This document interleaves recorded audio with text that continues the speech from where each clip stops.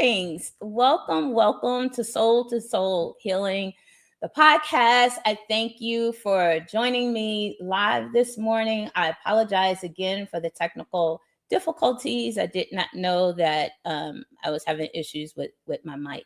And so today's episode, very powerful, the soul wound of Misogynoir.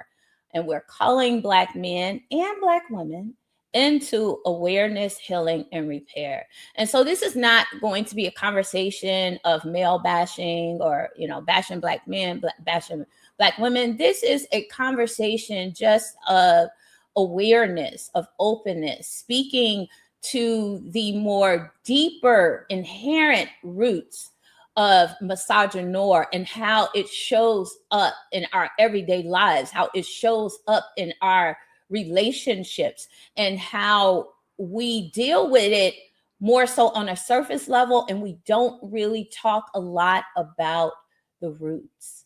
And so today I want to talk about the roots, the historical roots, the generational roots, the intergenerational roots, the effect that religion and patriarchy and capitalism and all of the systems that control and navigate our lives, and the effect that that has on how we show up in partnership, how we show up in our interpersonal relationships, and how a lot of those stereotypes and those views have condemned and dehumanized and continue to put Black women in positions of always having to prove our worthiness, always having to prove that we are deserving of care and consideration and softness. And so we'll get into all of that. So I just want to welcome you again.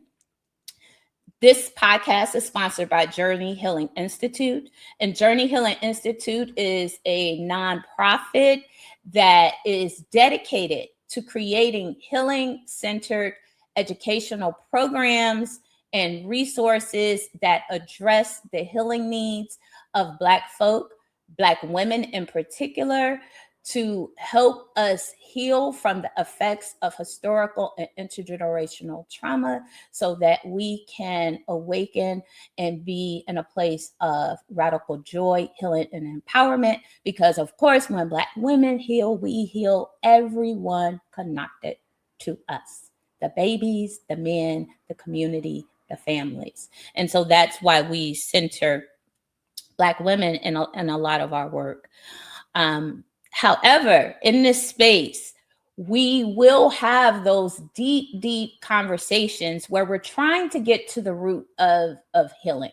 We don't want to just go through, go talk about it at a surface level and then just leave it at that. We want to get down to the root. And this conversation is going to be about getting to the root of misogynoir, what it is, how it affects us, and what are some things that we can begin to really consciously start unpacking in the way that we, Black women, feel about Black men, and Black men feel about Black women. And a lot of it is rooted in a lot of lies, a lot of deceit, a lot of deception, a lot of, again, stereotypes where we don't give, especially Black women are not given grace or a clear understanding of how historical and intergenerational trauma affects our love partnerships. It affects our relationships with our children.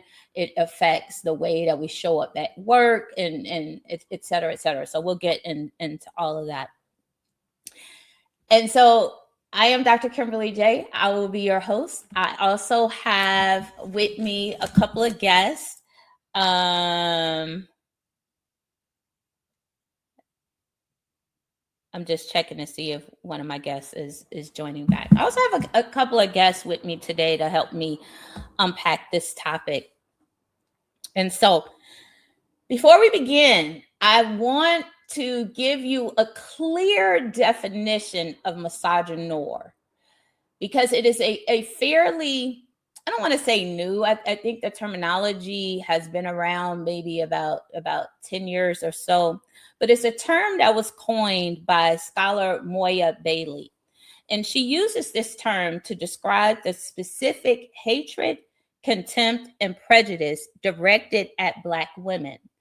A unique intersection. It's a unique intersection, and I would say compounding of racism and misogyny that Black women experience in ways that are distinct from both white women and Black men. And so Moya Bailey describes misogynoir as the particular brand of anti-Black misogyny that Black women face, especially in media, popular culture, where racism and sexism combine to create specific forms of dehumanization. Misogynoir is not just misogyny. It is racialized misogyny. It is when anti-Blackness and sexism collide and Black women become the target.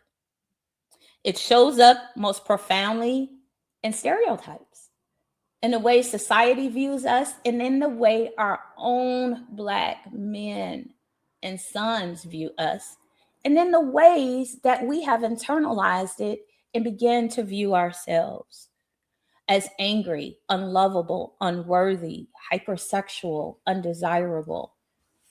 And so after generations and generations and generations of you being viewed as all of those things, you begin to internalize that, right? You begin to play the part. And so that is why when I talk about, or when I think about misogynoir, I think about it and I look at it as a deep, deep soul wounding that is inherited and it needs to be addressed. And when I mean inherited, it is something that has been passed from generation to generation to generation. And be clear, didn't just start with enslavement. You know, a lot of people think that the dynamics between Black male and female relationships became, of course, exacerbated. The separation within slavery, within the system, within after the post enslavement period, and with the child welfare laws and the social service laws and all of those things. So yes, those continue to draw the wedge, continue to exacerbate. However, it just didn't start during the period of enslavement. And so even if we go back to religious indoctrination, which there was religious indoctrination and hierarchy on the continent and on the continent of Africa and with here within in the Americas, that put women again in this sub-servitude, substandard positionality. And so I don't think that within current times we've seen Black women or women period being elevated above any social positioning of male, which speaks to patriarchy. And so I want to frame misogynoir not just as a social issue again, but as a soul wound. And then when I say a soul wound, that again makes it generational. It makes it sometimes not conscious that you are feeling this particular way, that you're experiencing this thing. So it shows up in how a man views his mother, how a son views his mother, how a son or a man sees his mother being treated or not treated at all.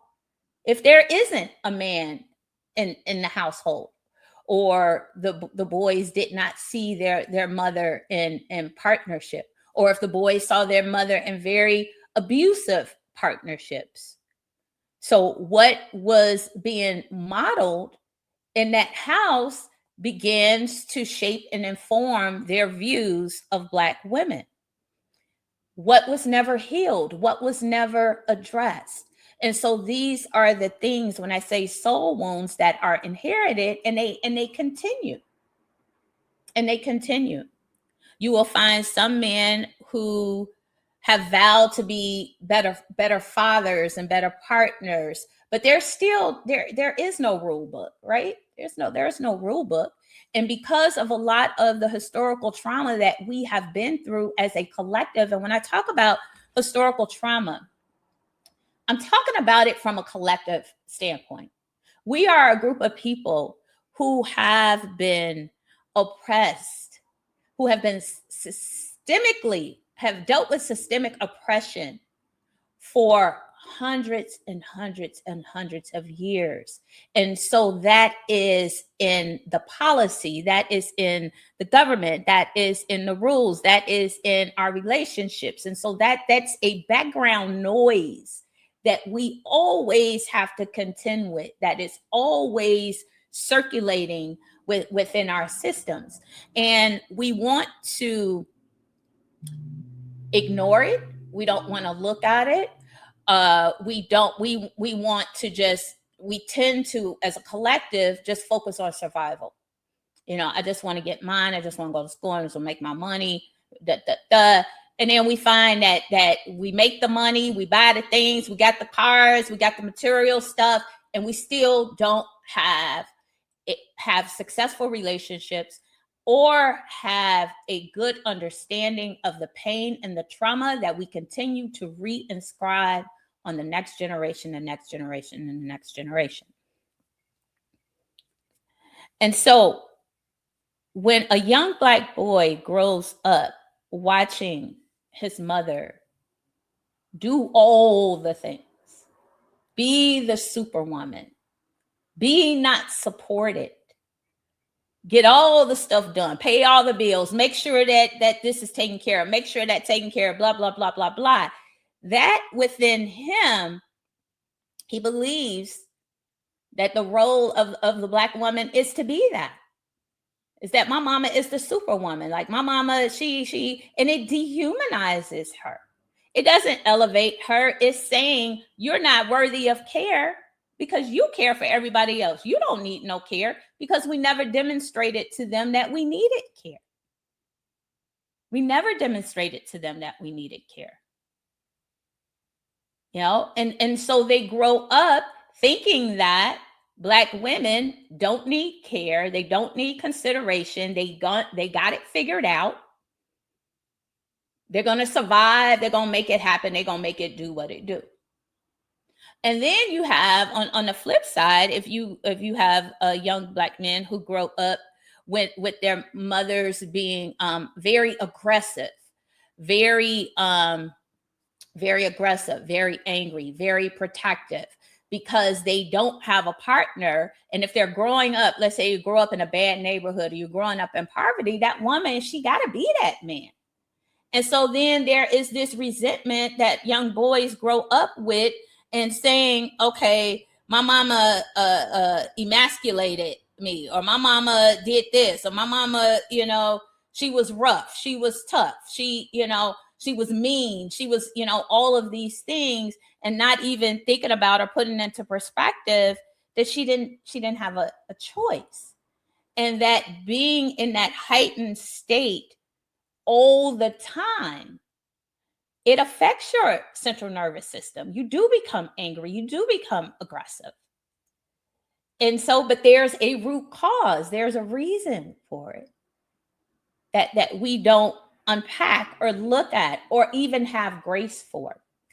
And so I'm going to pause because I do want to bring my guests to the stage. I have Miss Keisha White, who I want to add to the stage. Good morning, Dr. Kimberly J. Good morning. Good morning. I have Medea. She says she's in the live, but I want her to come in the studio. if she could come in the studio. So Keisha, welcome, welcome, welcome. Thank you for joining. I want to turn it over to you just briefly to just give your thoughts or reflections on this topic, but start by telling us a little bit about yourself. Okay, that's a good one. So first of all, I'm a human being. So meaning a lot of these things, they bring up human emotions. Even the topic can make you feel, just particular emotions where you don't know that you want to talk about it. It's a real thing, but even to think about it, if I can feel it in my sacral chakra, like, just all of these emotions behind it. And that just goes to show you the power of words, because once you name it, now you're dealing with it. Now you have to deal with it. Absolutely. And so when you initially, presented this topic, I said, okay, am I in a place where I can give voice to this and be neutral? Can I speak of experiences without bringing into, of course, a very emotional packed topic? Yeah. And then several things happened to me this week, and I said, "Oh, I'm 100% in." Yeah. So, yeah. And I think I said that earlier when I was muted, when my mic wasn't working. But the reason that I call Black women into this conversation is because the effects of the harm of not being chosen, of not being treated, of having your own men cling to stereotypes about you that are not true, that are based in survival mode, which you've had to be in, is that we won't talk about it, right? Because it is painful. We won't talk about it. We won't name it. We get angry. We'll call it out. Damn, Black men really don't like us. Man, here they go again, blah, blah, blah, blah, blah. We'll call it out in jest. But rarely do we sit with the uncomfortable, just as you name, sit in that sacral, in that womb space, sit in it and say, damn, that shit hurts. Because if you aren't an advocate for me, then who is? That part. If you're not now see, you got me getting ready to cry. See, because that's how I felt. If you are not an advocate for me, then who is? Because I'm always an advocate for my Black man. My father was a Black man. My brother is a Black man. My uncle, my grandson, my cousins, they're Black men, and I love them.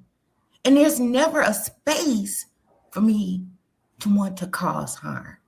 Yes. Not on social media, but I see it all the time with us. Yes. And it is hurtful, and it causes further dissension.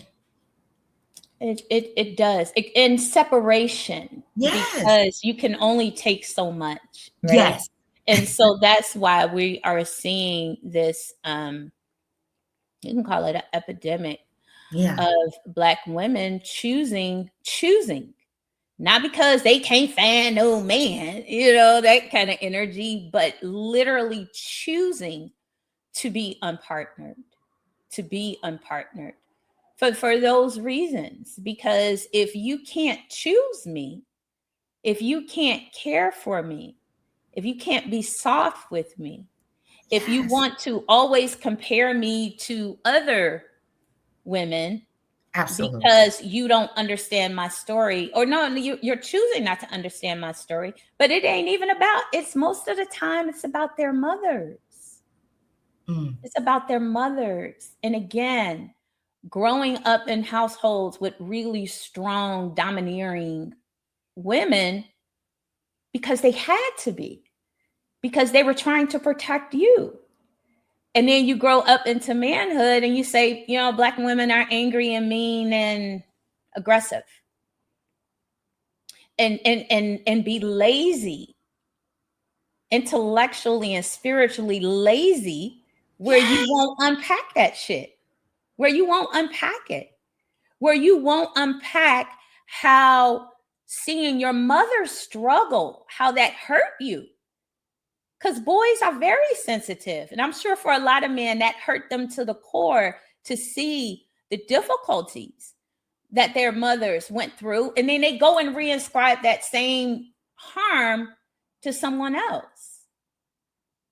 And instead of unpacking the trauma and the harm that is within them, and saying that I would have loved to save my mother, but I couldn't save my mother.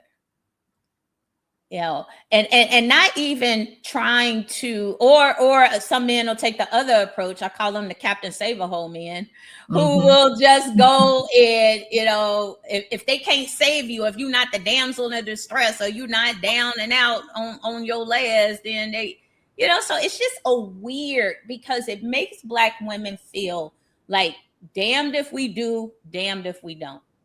If we do appear or present as needing support, as needing care, as needing, then, well, I ain't trying to take care. No, I ain't trying to do this. I ain't trying. She ain't got this.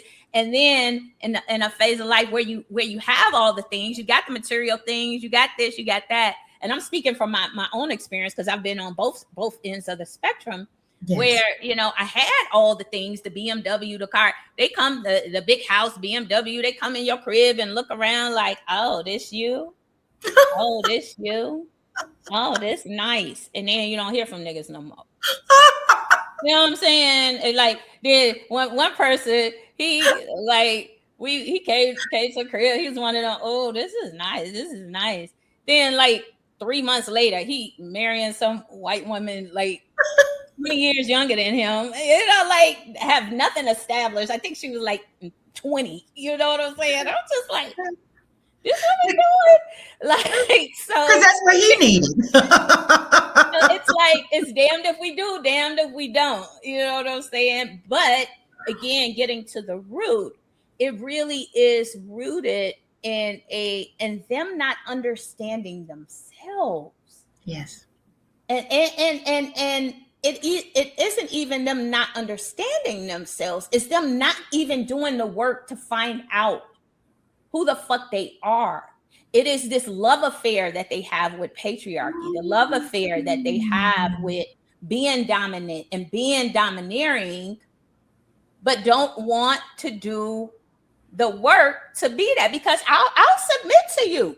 If you taking care of me, if you loving me, if you supporting me, I have no problem. Most Black women have no problem. Like, yes, king, you my king. I bow down to you. But you can't want that status, but not do the work to support your queen, so she doesn't have to worry about survival.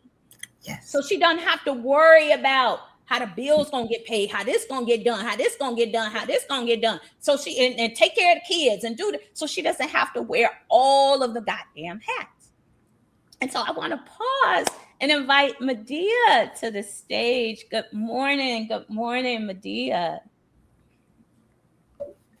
Peace. Good morning. Happy Sunday and happy 222 vibration. All right, it sure is. Yep. Much love, y'all.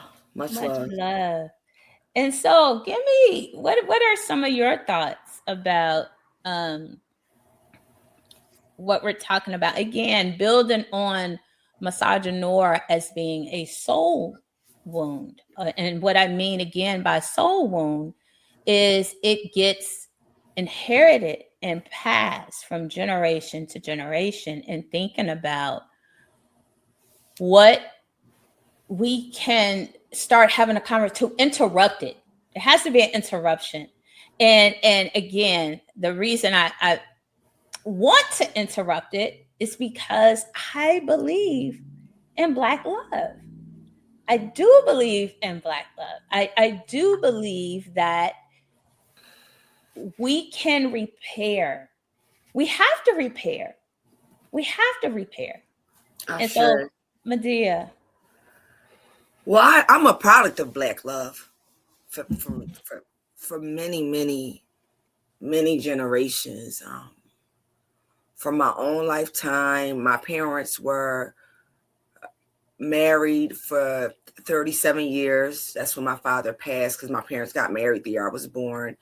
But my father met my mother when she was 15, waited till she was 22, befriended my grandparents, right? So when I first came across this concept, and I do have it pulled up so, I could keep coming back to it, Misogynoir, this deep and ingrained, embedded anti-Black racism and prejudice toward Black women,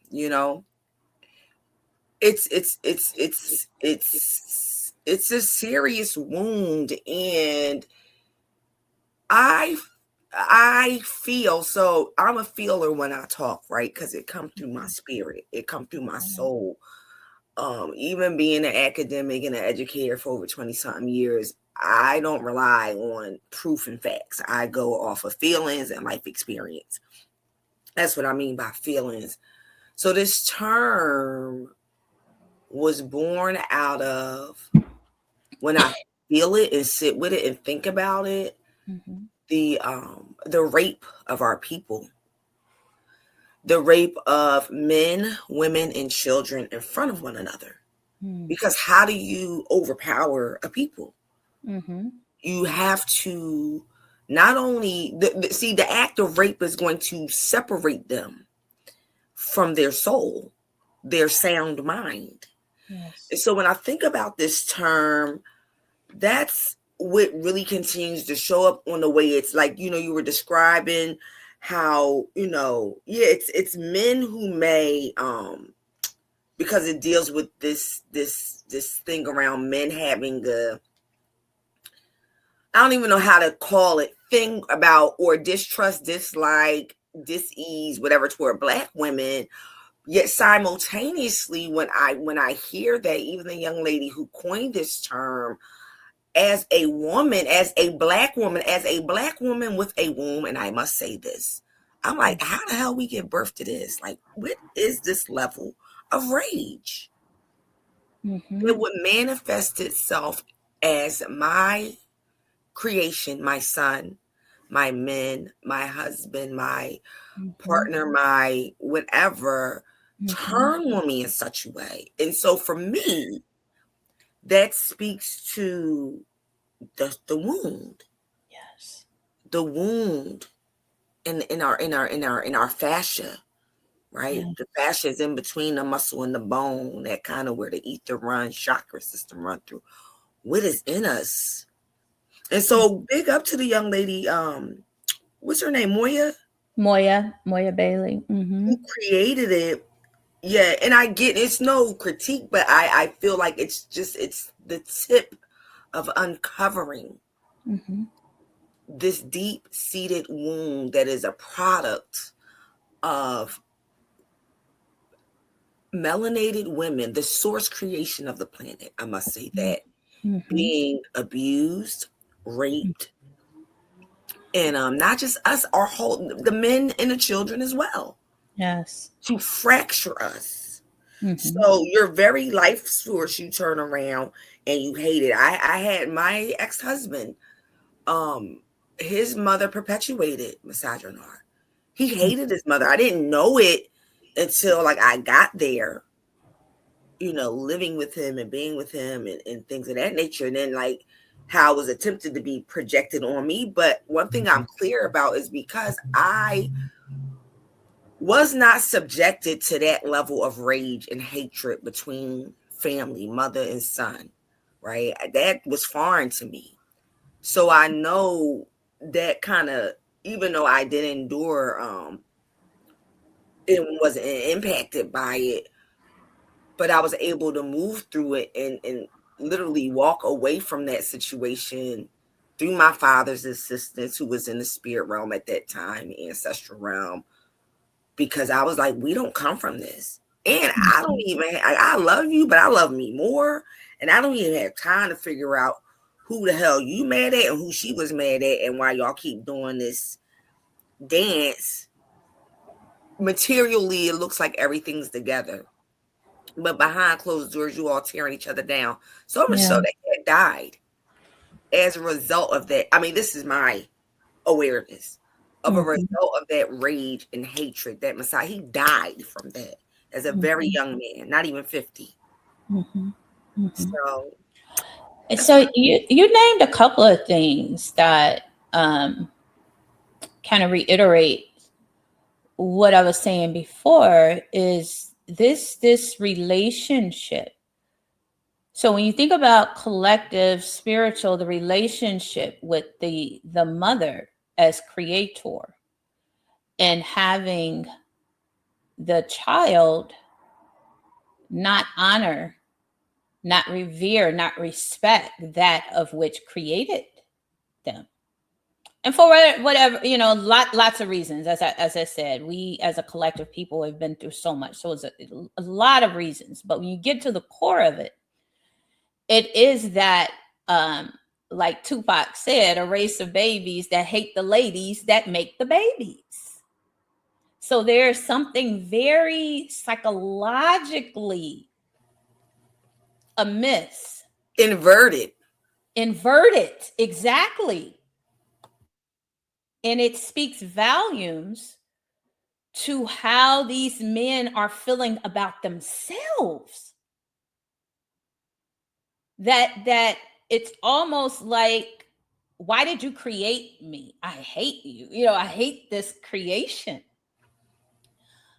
And then to your point is thinking about the women. And so this is why we have Journey Healing Institute that centers the healing of women, because why we make the babies, right? And not so even just babies. We make, not to cut you off, no, pardon. go ahead. But one thing about women, and I'm specifically speaking to women who were born with women. I ain't going to use these different acronyms and whatnot like that. But our ability as women to create is not just about creating humans. We have birthed many things. So hence even this wound we're talking about, because the wound is a dis-ease. It's not an indictment. It's not bad or wrong, but it is the disease, the imbalance within our collective familial body. Masculine and feminine work hand in hand. Yes. Electromagnetic, hand in hand. One can't be without the other. Even though one does bring forth, because that is its purpose and how it was made. Yes. So I just wanted to put that out there. Yes. I love that. So yeah, so you brought up the point with the mother, and you can say the mother wound, but something else that you touched upon is that the life force. So as a result, like I said, we've been seeing over the last decade or so, where Black women are separating, and they're separating from Black men, and they're doing their healing work. They're finding their peace. They're doing their root work, and they're trying to heal the wounds of that historical trauma. And you're seeing a lot of Black men separated, because you got to think about the life force. So being separated from that life force, and they're not doing well. They're not doing well unpartnered. Especially a lot of older men who are just kind of The out men, here. they're dying. I They're bear dying. witness. They're dying. They're dying. Dying and drifting. And drifting. Thank you for naming that, Keisha. Dying and drifting. And so this is their fuck around and find out moments of not having access to that of which gave birth to them. To that of which is their life force. Ashe. And so for us, for so many Black women who care, like Keisha, your whole energy in terms of loving unapologetically. That's where I'm at with it. Unapologetically. Because everybody can say, oh, well, you can get another.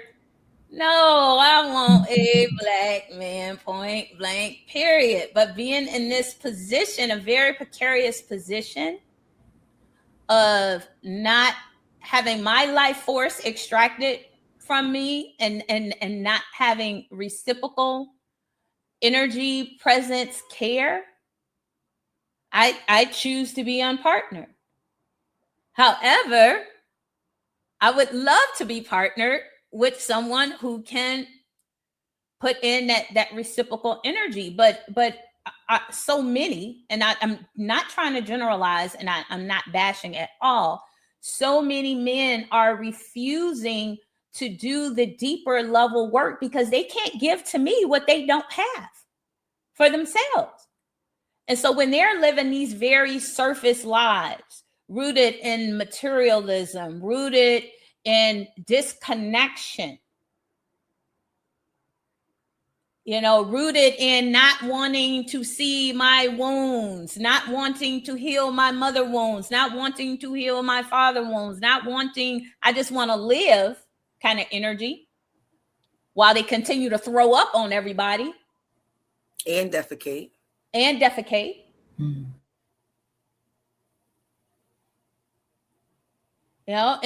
so it is for, in my opinion, it is for Black women to cry uncle. This is what this conversation is about. Y'all get y'all shit together. We're not taking this anymore. And not just from an angry, I'm just going to be by myself, I'm just going to be independent, from a perspective of vulnerability that says, I love you. Yes. This is tough love. I love you. Therefore, I'm going to tell you about yourself. It's Maya and Sekhmet. It's Maya and Sekhmet. That's right. It's stern. It's very, very stern. Like, yes, I will acknowledge. It's something you said about the choice to be unpartnered. I never thought about it like that. But yeah, I mean, I've been in that space ever since, even before my ex-husband divorced me, like unpartnered. But this my eye in Sekhmet level of love. This Pele, goddess out of Hawaii, level of love. This Kali Ma. Yes. Level of love. Because it may feel harsh when you don't want to be in your work. Yet because I love you, this is necessary. And the one thing, it goes back to the book that's going to be for next month in the soul. So I'm doing a plug for the Soul to Soul book club, The Art of Intimacy. Yes. There is a group of men, and they're primarily, it's open to anybody, but they're primarily white men and younger men too. It's called the Sacred Sons. Sister Marnie is involved in it. Me and Sister Drew, were talking about it. But we were talking about this conversation too. So even in this harsh love with the men, because they are floating and drifting, and some of them are dying and losing their minds, literally. The art of intimacy with yourself. That part. See, that's the distinction even in this work with women's work, but I feel like we are wired in a different way, because some women don't want to do, a lot of women don't want to do their work. And this whole thing about being intimate and vulnerable with your own self. Yeah. These types of texts and spaces where I brought up the Sacred Son spaces are spaces that Black men need, that there aren't a lot of, that I know of, but that we can't do that work with them. We can meet them at the end of the cycle, right? After they go through their dark night of the soul, after they do their 40 days and 40 nights, right? But we can't literally be with you as you do the work. So I just wanted to put, but the Art of Intimacy book, and maybe it's another book by her husband or late husband. Yes. Of Water and Spirit. Of Water and Spirit. That's a book written by a man, Maladome, right? Yes. But it speaks to the level of the masculine mind and psyche restructuring, trusting, and recentering back to, so it could see itself. So it can see itself, and so it can see spirit. So it can see its mother, their mother, Which is itself. which is itself. And it's a two-way communication. It's a two-way communication. Absolutely. Absolutely. And so building on these practices of awareness and care, awareness is huge. Because again, as a collective Black community, we don't like to talk about the hard stuff, the thing. We don't air our dirty laundry, or, we all the family secrets and all the, so first of all, it has to be this hyper awareness to our histories, to what really happened within our family structures and our family dynamics. What really was mama going through, where she looked like she had it all together, but she wasn't. She didn't have it all together. How was she masking her pain? Having these deep conversations with our mothers and their mothers, if their mothers are alive, so we can again begin to humanize our experience, not have this experience of we were strong and resilient and my mama pushed through everything. But you're unhealthy and you're unpartnered and you don't know who the fuck you are. Ashe.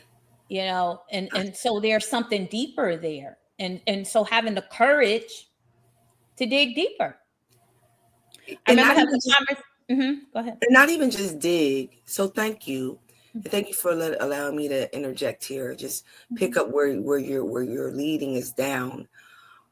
Those stories. This is why family genealogy and being with self and spirit is very important, because some people have passed on and you won't get the exact story.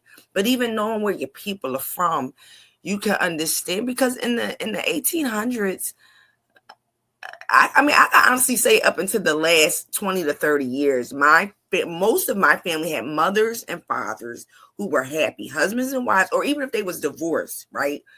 But when you go back to the 1800s and from this space, from the way we was taught history about who we are as Black people here in America, what caused, it's another book called Paper Bridge about these love letters.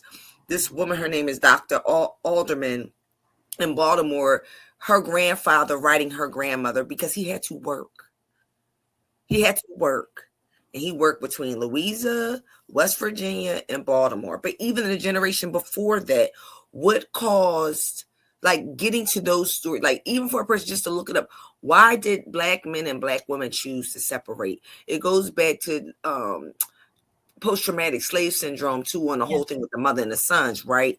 Yes. Why did the mother have to assume, even the same reason on the men having to leave to go find work and be separate from their wives and their children? I feel like we get that story in a very historical, material, abstract kind of way, and not looking at the heartbreak. Me and Deborah has another book around here around emancipation, about these love letters, like people grieved for centuries about being a part from the, so it was something, a conscious choice between the men and the women in the family to have to separate from material at that space and time. Like now we in a different time, but I wanted to put that out there because, and then, people got bitter hearts, hard, and people died. Who knows? So many things occurred.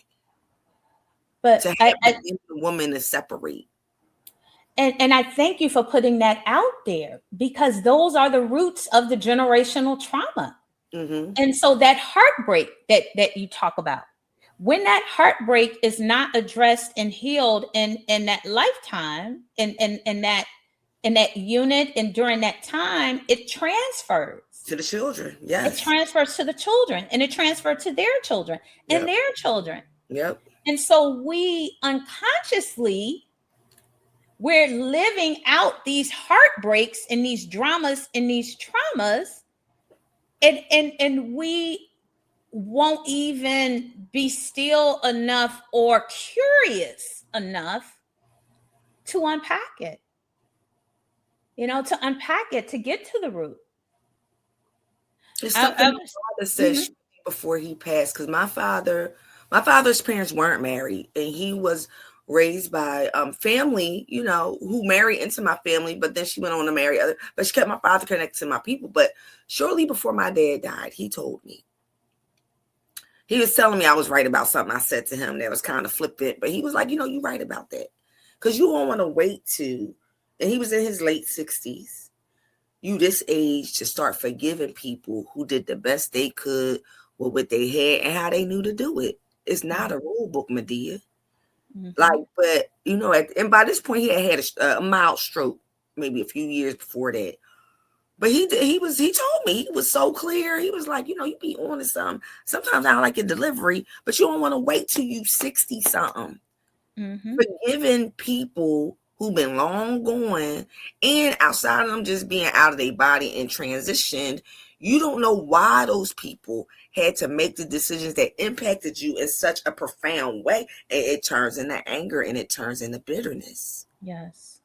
So avoidance. I find that so much with Black men. They just avoid in any deep conversation, any deep probing, and it's all spiritual. When we go deep, we're talking about within your psyche, within your spirit, within your soul.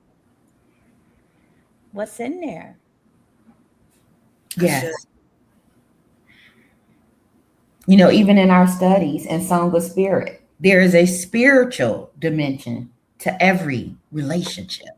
And that makes you take pause. It makes you think, this is so much bigger than what we're looking at on the surface. And so shameless plug. So I started this series on TikTok that's called Soul to Soul Confessions.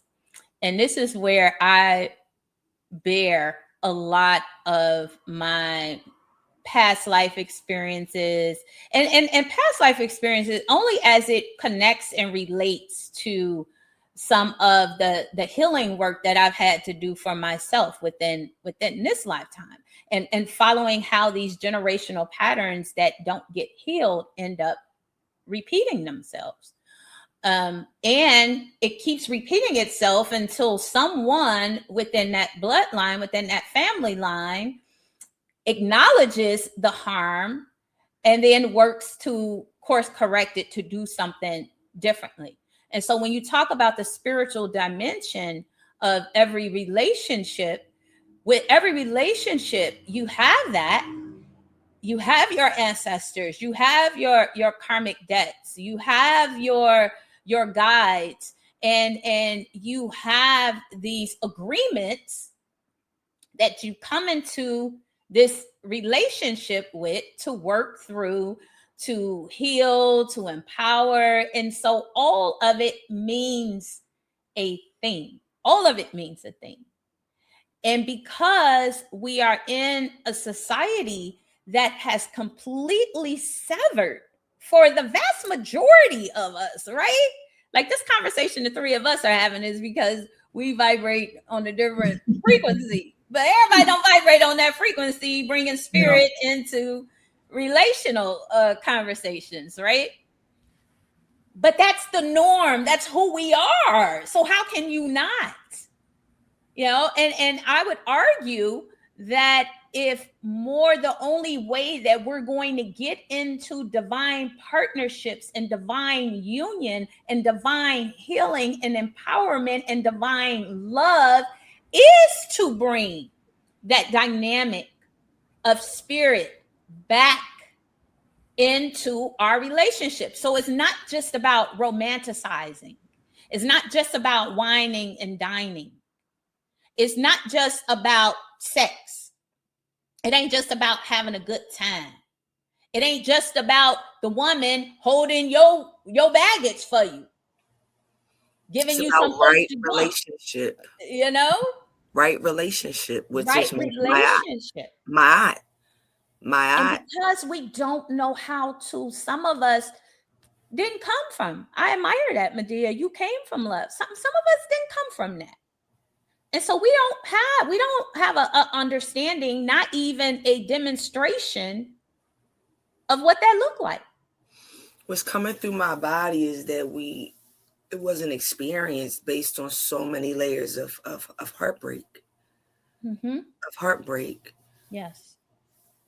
That has been the I don't want to call it a curse, because when you think about energy and the coming together of things, and even creation itself, that's a powerful will and intention of the energy that is being brought forth. But I would concur, like, yeah, it wasn't expressed. People didn't express love. That was looked at as weakness or soft, or something was going to get you. The boogeyman was going to jump out the bushes, and you was going to be let down. That's right. Yeah. So everything was iced out. Yeah, and not having a demonstration of it, in a way, it gives you a blank slate to say, now I get to create what that looks like for me in union with spirit. So this is why you bring spirit, because you may not have that physical material demonstration of divine partnerships. We grew up in the time when people didn't get divorced. They just went and they separate rooms and they lived out their lives in marriage, but they never kissed. They never had sex anymore. They just like, you do your thing, you do. I don't want that shit. You know what I'm At all. saying? Like, that's not divine partnership. But society says, no, you stay with your husband. You stay. And so that's what was demonstrated a lot within Black family units and dynamics, is that your joy, your happiness, your peace, like, that's irrelevant. You Or stay. secondary. Right. That was secondary, Yes. And so us being able to create with centering spirit, centering what's divine, centering what's true and living for us. And so it not only do we need to, in my opinion, acknowledge the harm, but we also, and at the same time, create the pathways. And when I say create, because for so many Black folk, we don't have the blueprint or a demonstration of it. So we get to create what that divine union and partnership would be like and look like, based upon, as you said, Medea, principles of ma'at. And that's why people got to know their family. You have to look at, we have to start studying, even if we don't know our family, where are your people from? Mm-hmm. Right? Like, literally, I'm talking about this landmass. What town were they born in? What hospital? Go there. Be on the land, because that's the transmission from spirit and or the divine, is because we're not separate. We are deeply tethered to these locales and places, and then start to look up the record and be with it, not to have some finding our root straight up facts. Like, half of that's conjecture anyway, but being with it within your own, because we have the tools within ourselves. That's right. I do wholeheartedly know this. Now, whether people want to use them or not, well, that's none of my business, but we have it within ourselves to get back to our source. Yet my whole thing with people, you going, like my daddy said, you don't want to wait to this age to start doing your work, even though he did. But I know that that's something that supported him in releasing his body the way he went out. You know what I'm saying? With he ain't leaving no baggage and no regrets no more. Based on my understanding of that, if you will. I don't know at all, but we have, like you said, it's a blank slate for the self, even if we don't have the demonstration. Because one thing that's real is what we've been bombarded with about how it's supposed to look like and sound like, according to something that is a fallacy anyway, or really don't relate to who and what we are. Mm-hmm. as the person, as the particular family, as the particular region and location you come from. That's work that the individual must do. Yeah. Can't nobody else get it to you, and don't nobody got to agree with it, because when you, sister, I was listening to Sister Miss Blue the Oracle this morning, and she said something about this is the, I'm a paraphrase. She was like, being anxious is being so far ahead in the future, and being depressed is you caught up back in the past. When you present, you are in balance where you can send there's energies that's it's that whole Shanshei Shonen where you can move across, but you in the present right now. Yeah. Right? We in the present right now. And we vibrating at such a vibration. When you keep your vibration not positive, like this toxic positive, but so high in the blank slate, the infinite possibilities, Yes. that all that negative or all that what if, shoulda, coulda, woulda, holding on, that shit will just fall away. You won't even be in that mind frame anymore, because you're present on yourself right now, each and every moment. And the things that come, you're able to look at them, learn from them, go through your emotions about them, and then you're like, oh, okay, but you stay present. Yeah.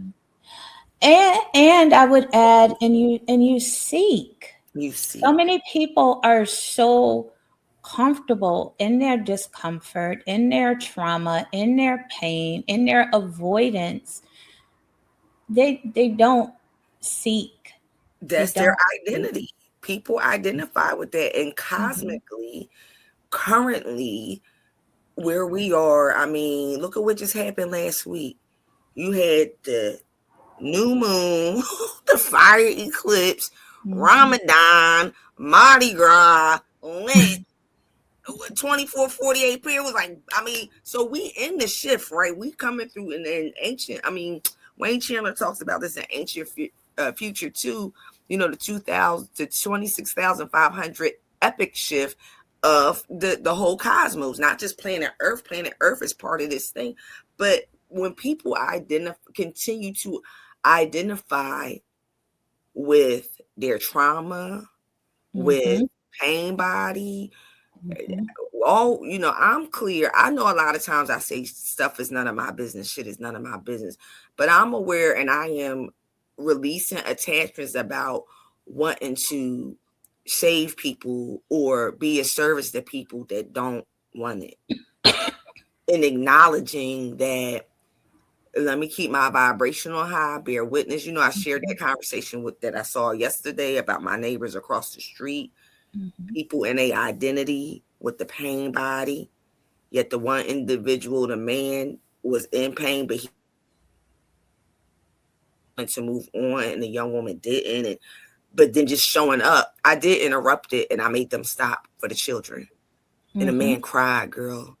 The young man cried in front of me. And I said, it's okay, but you got to get yourself together, brother. Like, this is, thank you, miss, thank you. I'm not trying to be in y'all business, but you got to let this be right here and focus on yourself, so you can focus on these children. And that's why these conversations, oh, that just made me so emotional. That's why these conversations are so necessary, because I get it. We have all gone through, been through, inherited a great deal of harm, a great deal of trauma. Get it. But when do you draw the line? When do you stop and want to interrupt it and heal it, so that you can create new spaces, new ways of being in a relationship with for your children, for your grandchildren, for your great grandchildren? The one thing, generational pattern that I broke was deciding not to be in abusive relationships. My children's father was very emotionally and mentally abusive. And I decided I'm going to raise my two sons alone. You know, like, I'm not gonna be in this relationship. And granted, I had a bit of privilege because I had, a good job and money, and so I could do that without worried about, financial security or stability. It wasn't like he would have taken care of me anyway, but yet and still I decided that I'm going to take this single parenting journey alone. And in doing that, I was able to raise 2 Black men. Now I'm the mother of men. So that's why I ain't never gonna bash no Black men. Because I'm the mother of 2 Black men who, because I had the courage and the wherewithal to completely sever and separate from that energy, they are not abusive.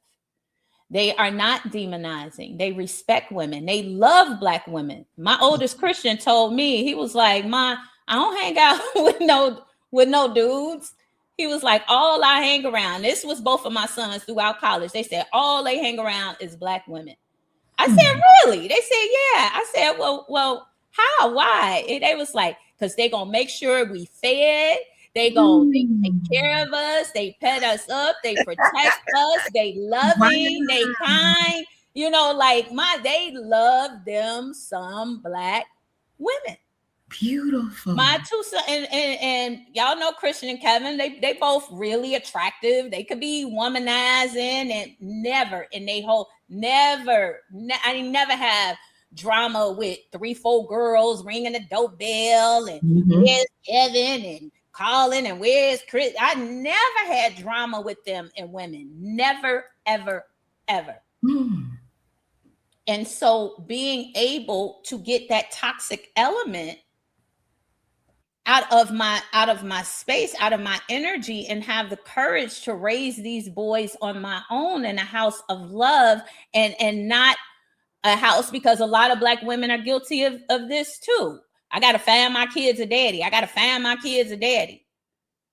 And so I didn't do any of that. I just allowed it to be, and I did not allow it to shame or denigrate me. And being, it was some tough moments of being a single mother, please believe, but I didn't internalize it as much as what I see other Black women do. I would be a lie if I say I didn't internalize it a little bit, going to sporting events and, seeing the mothers and the fathers together, and the fathers supporting the kids. And I didn't have that for my sons, but they had me. And so we also have to reframe, and Medea, I think you speak to this in terms of what, as Black folk, what does divine family look like? It does it require just to have a man in the household, just to have a man in the household. And so how do you balance out that love, and what does family really look like? Extended family, because that's another thing that we don't talk about, or have gotten away from. We've gotten away from it as a collective, is extended family, and the village helping you to raise your children. The village helping you to re-raise yourself. That's what I'm learning. I'm in an ancestral place in town. Y'all know that county where my people historically have been.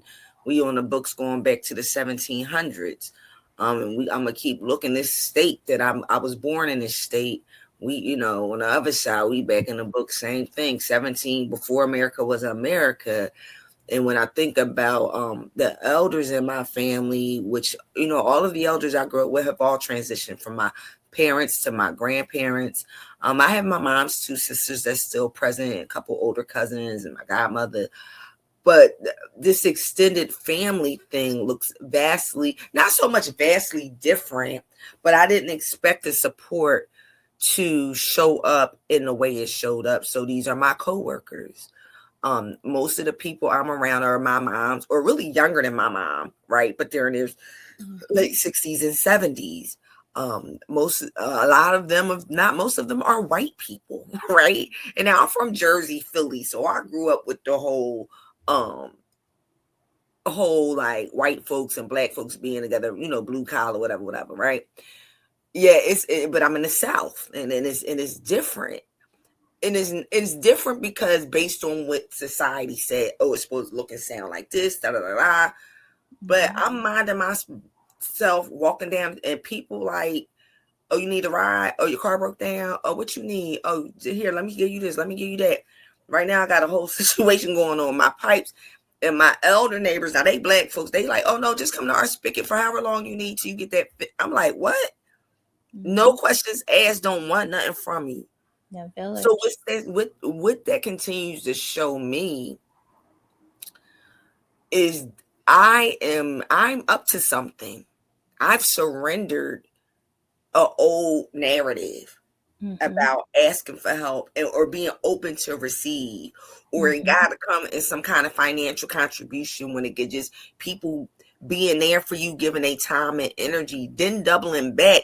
Like, you good? We just checking in on you. Okay, you got it. Good. You always so grateful, Mindy. And I am. But this is my family. Even though, yes, I have my original family, meaning my sisters, my cousins, my aunts, my grandma, children family, right? And then I have my extended family. I grew up with my mom's girlfriends and my dad's people and this, that, and the third. And then I have college family. But I'm in the world right now where my family, just like the three of us here on this call, that's right. My family continues to reveal itself because it mirrors what I am embodying. Yes. That's family. That's your kin. That's your folk. That's your people. Yes. Yeah. Thank you. So thank you. And so I want to wrap us up. This has been a very needed and very healthy conversation, and it's only the tip of the iceberg. But I want to close out with just reflections from each of you in terms of where do we go from here? Like, what are some of the things, recommendations, or ways of being? I don't like recommendations. Ways of being that we can begin to really unpack and not just the negative stereotypes, the projections that so many Black women have internalized, but yet and still continue to experience again at the hands of those Black men who they love most. I'll start by this small reflection. And I think this gets to what Medea is saying, is being a Black woman, the mother of creation, the foundation. We have to remember that shit. And we have to empower ourselves to always and then always speak up for ourselves, to speak the truth, to acknowledge, to call our men to account, to not let it slide. And so I'll share, I had this experience a few months ago with my grandson, who is 13 now. And he is in 8th grade, but he goes to Kenwood. He's in at the high school program. And so, 13, you kind of feeling yourself, you getting into girls and who you like, et cetera, et cetera. And so my daughter calls me and say, Ma, my grandbaby, he only like other girls. He only like white girls, Chinese girls. Like, he said he don't like Black girls. I said, and what did you tell him? And she said, well, I mean, that's what he like or whatever. I said, no, baby. No, she said that. He said that. I said, did you ask him why? And she said, yeah. He said, because Black girls are mean and they angry and they aggressive and I said, well, did you tell him why? Did you get to the root of that? Because not to say that that's not his experience. I'm not denying his lived experience. But did you go deeper and have those deeper conversations? And she's like, no, Ma, you could do that. You could do that. So I sure did. And I called him. I said, well, baby, young black girls, and speaking for myself, the oldest of four at the time, where I had to be responsible for getting my siblings in the house, be responsible for starting dinner, be responsible to make sure my siblings got their homework done, all that. I said, young black girls are tasked and responsible for so much. They become the second mothers in the house, sometimes the primary mothers in the house, depending upon the dynamic of the household. Black girls are not protected, so they have to fight boys. I had my first encounter when I was in 6th grade. I had a boy jump out the locker room while I was changing. I had to literally fight. Nobody protected me. None of the other boys protected me. So black girls have to learn how to protect themselves. Black girls have to learn how to fend for themselves. Black girls have to learn how to be a helpmate to their mothers and support their households and do cooking and do cleaning. And so when you don't interrogate and really dig deeper into the whys, and he's looking at his mom, and his mom is always fighting his battles, and he's looking at her as being hyper aggressive, and so that's when these ideas begin to form in black boys about black women being masculine, or black women being aggressive, black women being mean, black women being angry, but they don't have the counter narrative that explains what's really going on. Like, I have to protect you. I have to be strong. Like, I have, and so without having that balance of that conversation. And so I think it's so important that we start doing this. We start calling out our black men when they want to talk about black women. They want to talk about, oh, you being a bit aggressive. No, you're just used to dating white women, who won't speak their truth. I'm just speaking my truth. It's not about aggression. I'm speaking what is true for me. And it's coming across as aggression for you because you got some unhealed stuff with aggression. And so calling people out, and not in a way, again, that demonizes or shames, but for clarity, for insight. And so I had that conversation with my grandbaby, so he can look at both, like who you like, this ain't about, but at the same time, be clear that their lived experiences are a lot different.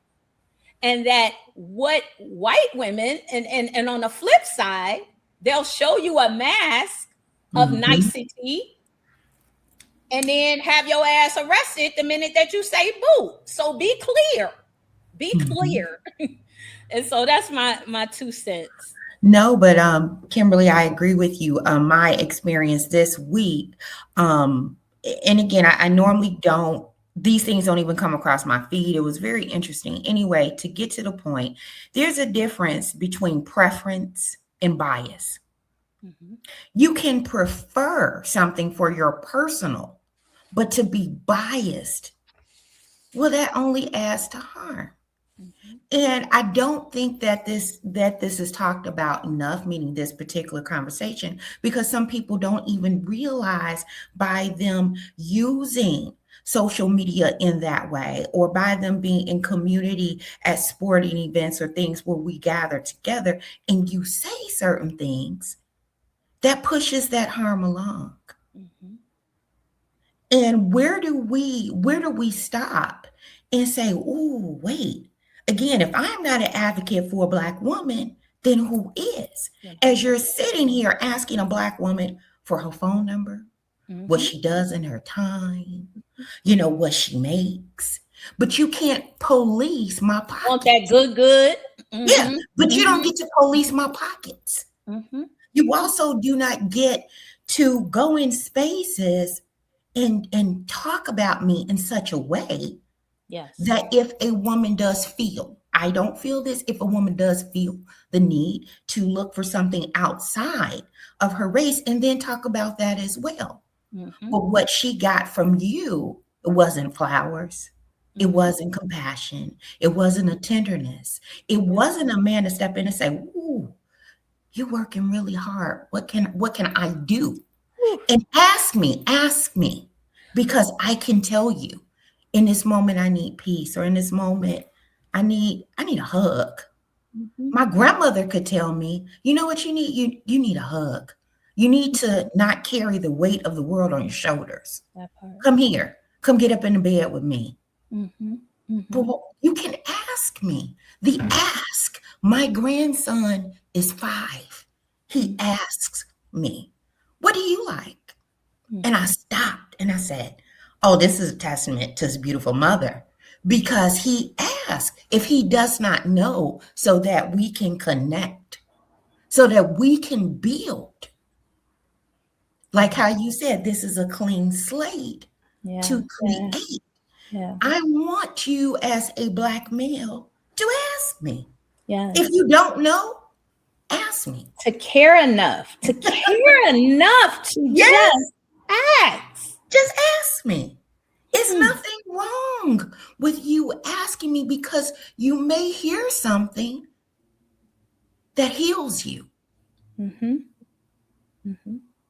Because you didn't know it was a thing. Mhm. And we don't have to be in relationship as that, but as human beings, we're trying to relate to each other. That part. And if a 5-year-old can ask me, and he can ask me about love, and he can ask me about my education, why can't we ask? Don't Mhm. assume. And then if I tell you something, let it integrate first before Mhm. you reject it. Mhm. That part. And what we cannot do is continue to post things that don't mean a thing. Mhm. Those things they're not really a thing. If you don't like something, then deal with the individual, Mhm. but don't make it a thing. It's Mhm. time to get away from that. You don't like something, deal with the individual who is causing this harm to you. But don't make it a thing. Well, most times the individual causing the harm is them. So that's why they're making it a thing, because it's avoidance. They don't want to go there. It is avoidance, but it's harmful when you look in these threads and you see that it's your family who Mhm. is contributing to it. And you're wondering, you're like, but how? I thought. So now I have a question to ask, because I can do the work. I can ask you. I have no problems asking you, but I'm also ready for your answer. Mhm. Because where, like Medea says, where does that come from? And how can we look at that and get away from it? Because it is exhausting. It is. It is exhausting. I Mhm. decline social invitations because I am energetically exhausted of people who you say are energetically lazy. Yep. We distract, meaning us as a whole, distract ourselves with so much noise. But Mhm. when do we, like how you said, take a moment to have silence, to have space, to ask questions? Mhm. And To it's have not that compassion. long. To have Right, you have compassion. compassion. Energetically lazy and energetic vampires, That part. Yes. You don't which get is to what it constantly is. take from me. Right. Mhm. No, I say no. And if that makes me aggressive, then you're just being weak. Mhm. Mhm. Because that's a stereotype of the angry Black woman It is. that the media perpetuated, called the sapphire Yep. stereotype. Mhm. Mhm. And it's enough of it. Mhm. And what other stories can we tell? What other things can we reimagine? When can we get back to love? That part. That part. Thank you. And lastly, Medea, final thoughts. Final thoughts and reflections. So when I read this title, Calling Black Men into Awareness, Healing, and Repair, when you initially talked about reflections, what came up, and I've shared this week, um, the whole thing around forgiveness. Mm. Ho'oponopono, Ho'oponopono. You know, it's a Polynesian, Hawaiian mantra. I apologize. Please forgive me. I love you and thank you. I apologize. Please forgive me. I love you and thank you. I apologize. Please forgive me. I love you and thank you. And I'm getting back into it. Something I did a lot, just to support myself and my relationship with my mother as she was, living her journey the last year or so of her life, year and a half. But this forgiveness work, because to call someone into awareness, healing, and repair, it's a lot. It's audacious, especially when people are where they are. Mm-hmm. Mm-hmm. And so my final thoughts with this is this work, this call is necessary and is real. Yeah, it requires so much forgiveness, and not forgiveness like we get to be kumbaya walking down the street. Like, I'm a devotee of Sekhmet. My name is Medea Arlene Brooks, Titan Ascendant, sorceress, free woman of all waters. So let's get this balance thing together, so that we can all have the life we want and deserve and live our birthright. Yeah, at the same time, like when I feel about, like, I know it's a part 2, 3, and 4 to this. I see that. Yeah. And the assertion with Ho'oponopono with the forgiveness work is my call to stand in forgiveness is that so Black men are ready to forgive themselves. That part. And as they come into awareness, like Keisha, you was just sharing about, people just say stuff out the side of their neck just to be seen, or that's evident. Like a lot of times when I see foolishness like that, that's where that person is at anyway. Their pain body, they just saying it out loud because it's on social media and they can get some likes and views and stir conversations, all that kind of stuff. But it's like coming into awareness. Last week we had a room full of boys from kindergarten through 8th grade. For whatever reason, they was down there all ed, and I had to keep course correcting the children on, you not bad or wrong. Are you in awareness of your choice, like what you thinking, and then your actions, and then how you get where you at? Like those simple steps. Are you aware that you're here because of something you chose or didn't choose to do? Are you aware? It doesn't make you bad or wrong. I'm not writing you up, even though that's part of the job thing. I want you to start thinking, well, I don't know. I don't know will get you killed, honey. That's that avoidance piece. Yep. It'll take you out of here or have you living something, and then you going to be there as a whole grown up talking about you don't know something because you don't want to face your own choices. And your choices don't have to be bad or wrong. Which one makes the most sense for you to receive what you want to receive? So forgiveness is the main thing that's coming up for me. And then the holding space thing too, which is something I do struggle with. Like yesterday, I watched that stuff go down for a good hour and some change. I didn't want to go over there and be in a people business. But based on this young man's choice, I was like, you see your creation? Hey, stop it, y'all. Stop it. Stop. It's children right here. Stop. And y'all want to come on, stop. So that thing, like being brave enough to call something out, not we coming in with a cape, saving and fixing. Be aware of this. Look at this chessboard. What are you doing? And now it's spilling over into my proximity. Right. Not even just the children that's bearing witness. Now I got to bear witness. I'm in my right to call the law, but Spirit said don't do that. Just watch. And that's what I did. So we stay observant and we stay in forgiveness. And even though I may stand in forgiveness, I stand on this. Everybody got to F around to find out how you like them apples. That's working for you. Okay. And I'm going to leave it on that. Thank you. Powerful. So I want to thank you all for joining me in this really profound conversation. Medea, you're absolutely right. We have to keep going in the conversation, at least opening the space and holding the space for those who are ready to do the work, who want to have the conversations, who want the awareness, who understand that our dynamics, are worthy of being healed, of being repaired. And so I also want to share a couple of events that are coming up as we wrap up with Journey Healing Institute next week. On Wednesday, the 25th, we are having our Black and Indigenous Identities, Women's Spirits and Spiritualities program, certification program. We're having an open house for the program. So it's free to come and learn about the program, talk to some of the students that were in the program last semester, and see if you want to be a part of the spring cohort. The actual class will be starting in March. And then, as Medea mentioned earlier, we're also starting a free book study.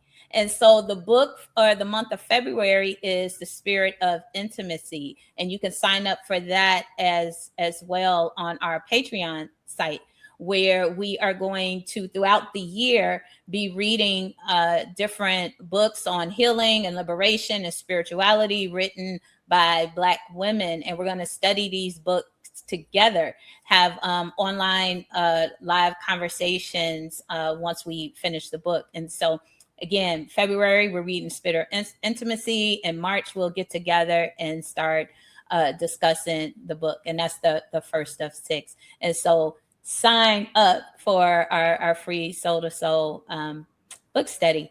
And until we meet again, thank you. And you all have a great, great, great weekend.